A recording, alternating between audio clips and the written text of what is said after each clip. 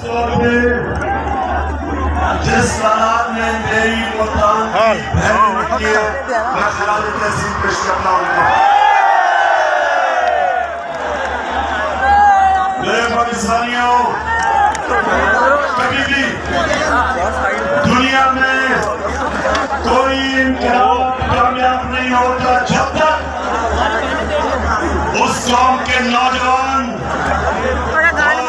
कौम की ख्वातीन में शिरकत नहीं करती। झंडा नीचे करो भाई, और झंडा नीचे करो सारे।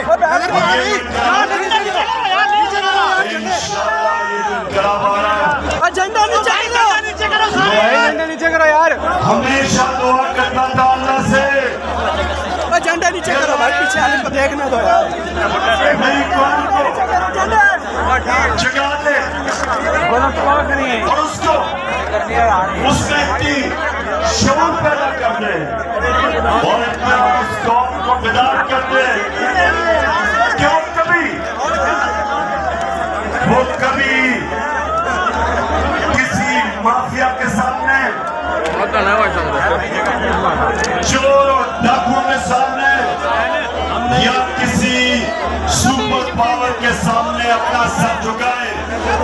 औलाद मेरी दुआ पूरी करती है इस उम्र में। मैं अपने अल्लाह का शुक्र अदा करता हूँ। मैं जब यहाँ रहा था तो बार बार मुझे पैगाम आया कि इमरान खान आपकी जान खतरे में, आगे शीशा लगा लो। निकला मैं आज अपने पाकिस्तानियों को, खास तौर पर नौजवानों को कहना चाहता हूँ, मेरे नौजवानों, बड़ी गौर से आपने मेरी बात सुननी है। देखें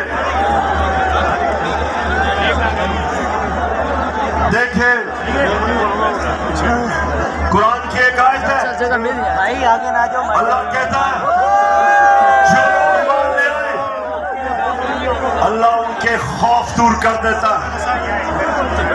क्या मेरे पाकिस्तानियों ने याद रखे और मैं अपने नौजवानों को खास तौर पे कहना चाहता हूँ,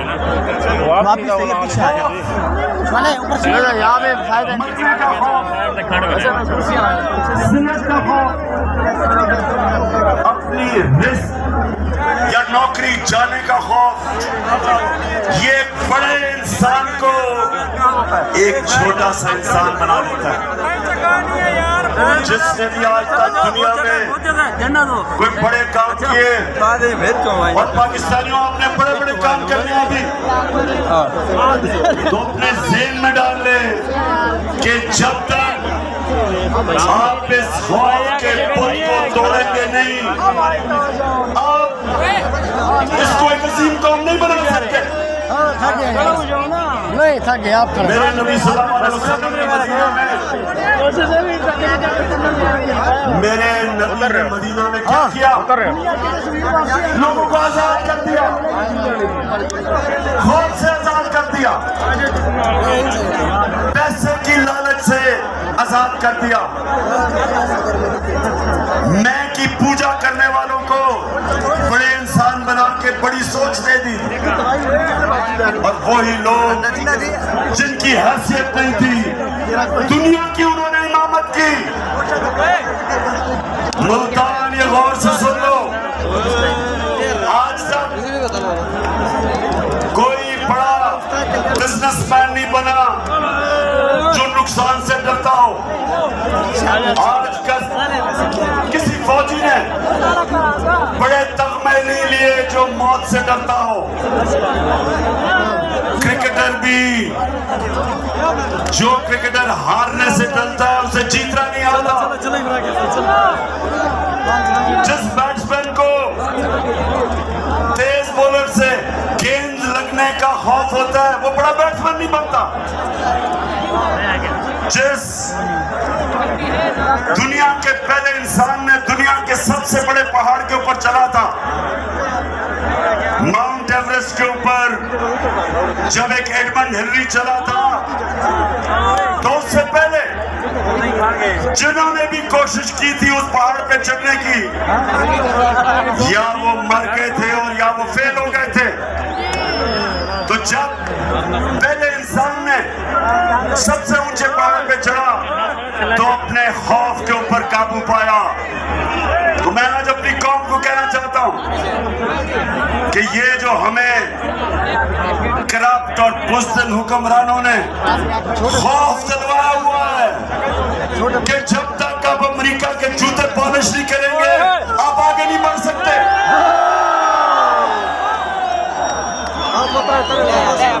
ये वो लोग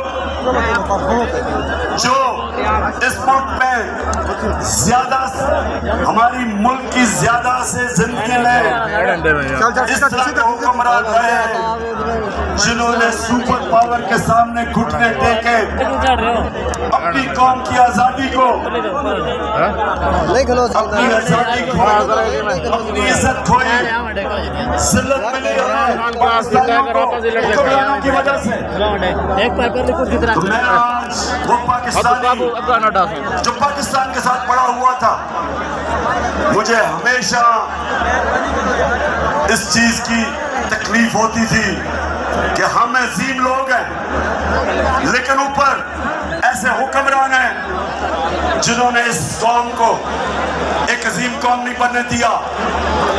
तो मैंने ये अल्लाह से कहा था कि अल्लाह जब भी मुझे मौका मिले, जब भी तू मुझे मौका देगा, सबसे पहले मैं अपनी कौम की अजमत को उठाऊंगा, उसकी इज्जत को ऊपर करूंगा, कभी अपनी कौम को किसी के सामने नहीं झुकने दूंगा।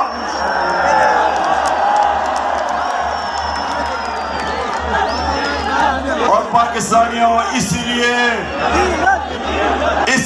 ये साजिश की गई। साजिश की किसने? 30 साल से जो इस मुल्क को लूट रहे थे, जिनके ऊपर करप्शन के केसेस थे, जिन्होंने पूरी कोशिश की मेरे से कि मैं उनको NRO दे दूं, यानी कि जनरल मुशर्रफ की तरह उनके करप्शन केसेस खत्म कर दूं। पूरी कोशिश की, कभी लॉन्ग मार्च, हर किस्म की ब्लैकमेल, असेंबली में बुरा भला, मीडिया के ऊपर बुरा भला, जातियात, घटिया किस्म की जबान, हर बार कि जी कल गया तो परसों गया। सिर्फ एक मकसद था इनका कि मैं इनके करप्शन के केसेस माफ कर दूं।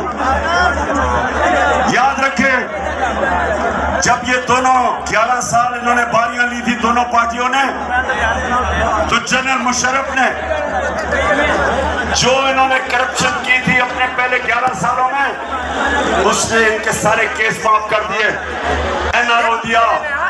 दोनों बार भागे हुए थे, वापस आए, और फिर 10 साल दोनों ने इस मुल्क को लूटा। हमारा मुल्क का कर्जा 4 गुना ज्यादा बढ़ा, 6000 अरब से हमारा टोटल कर्जा 30,000 अरब पे पहुंचा। और फिर जो करप्शन के केसेस इनके दौर में बने थे, इन्होंने मेरे ऊपर पूरी मुझे ब्लैकमेल करने की कोशिश की कि मैं इनके करप्शन केस माफ करूं। तो मुल्तान, मुझे ये बताओ, जरा ये मुझे हाथ खड़ा करके बताओ कि क्या मुझे इनके करप्शन के केस माफ करने चाहिए थे? अगर मैं इनके करप्शन के केसेस माफ करता, इसका मतलब कि मैं इक़्तिदार में एक नजरिए के लिए नहीं आया था, मैं इंसाफ की तहरीक चलाने नहीं आया था। इसका मतलब मैं भी कुर्सी की सियासत करने आया था। जिस तरह जनरल मुशर्रफ ने अपनी कुर्सी बचाने के लिए इनको माफ किया, तो इन्होंने फिर साजिश की। लंदन में जो भगोड़ा बैठा हुआ था,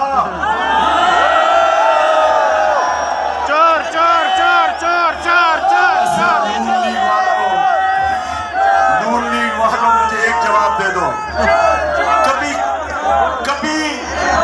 नून लीग वालों अगर सुन रहे हो, मुझे इसका जवाब दो। मुझे अभी तक समझ नहीं आ रही कि कभी भी कोई इंसानी माशरा कभी गीदड़ को भी लीडर मानता है।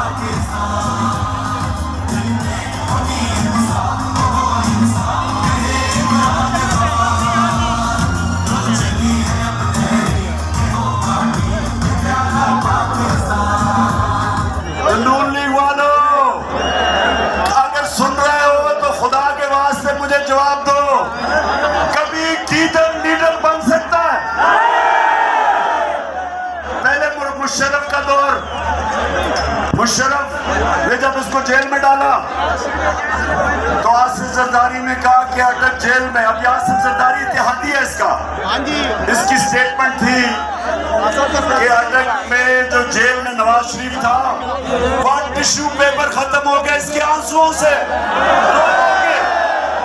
मिन्नत करें कि मुझे बाहर फेंक दो। और मुशर्रफ ने इतना जुल्म किया, इसके करप्शन केसेस रोक के इसको बाहर भेज दिया। बाहर जाके झूठ बोला कि कोई मुआहदा करके नहीं आया, वो फिर मुआहदा सामने आ गया 8 साल के बाद। शर्म भी नहीं आई, शर्म भी नहीं आई झूठ बोल के।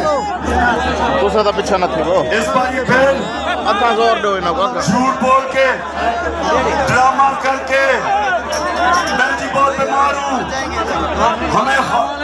हमें बताया गया कि ये तो शायद जहाज में भी ना बैठ सके, इतना बीमार है। हमारी वजीर शिरीन मजारी, उसने जब बीमारियों का सुना वो रोना शुरू हो गई कैबिनेट में कि जी बेचारे को जाने दें, देखे ना इसका हाल देखे, शक्ल देखे इसकी। कई बेचारी बूढ़ी ख्वातीन ने जब जिस तरह की वो शक्ल बनाता है रोने वाली, उन्होंने भी कहा जी देखे खुदा के वास्ते इसको जाने दे। वो चला गया बाहर। जैसे ही जहाज पे चढ़ा, अच्छा जी, एक नया नवाज शरीफ आ गया, बीमारी खत्म। ऐसे सीढ़ियों पे चढ़ा कि ऐसे लग रहा था कि ओलंपिक्स के लिए ट्रेनिंग करने के लिए। और जैसे ही लंदन की हवा लगी तो उसके बाद नवाज शरीफ वहां बैठ के एक सियासतदान बन गया।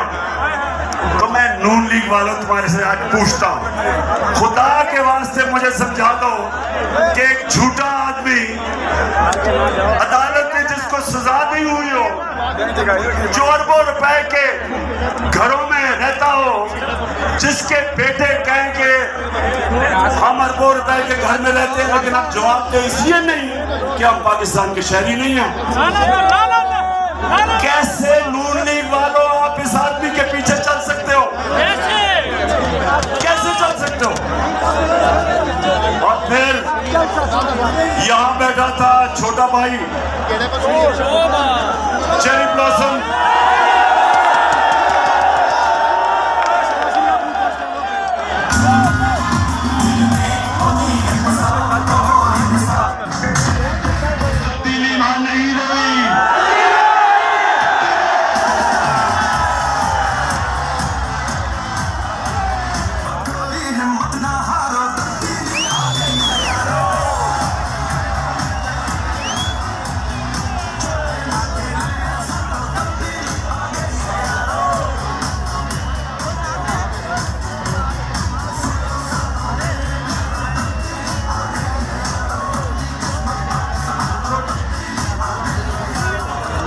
छोटा भाई लाहौर हाई कोर्ट में गया और कहता कि मैं गारंटी करता हूं एफिडेविट पे कि ये वापस आ जाएगा। शहबाज शरीफ तुम्हें तो उसी को पर सजा देनी चाहिए। अदालत में आपने झूठा एफिडेविट दिया, फिर ये यहां बैठा, उसने उधर से साजिश की, साथ मिल गया आसिफ जरदारी, ऊपर से जो आप सब जानते हैं कौन मिला इनके साथ, और